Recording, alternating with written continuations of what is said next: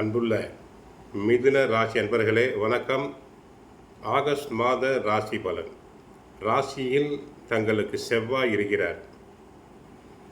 2 சூரியன், புதன், குரு, 3 கேது, 4 சுக்கிரன் நீச்சம், 9ஆம் இடத்தில் ராகு இருக்கிறார்.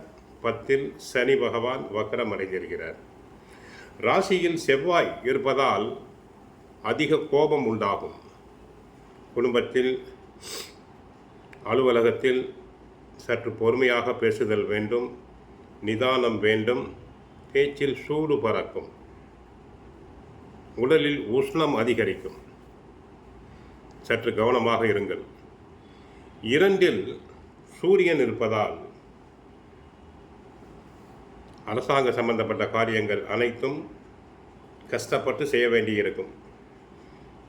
2 குரு இருக்கிறார். தேவைக்கு ஏற்ப பணம் வரலாம். 2 புதன் இருக்கிறார். எதிலும் சாமர்த்தியமாக செயல்படுவீர்கள்.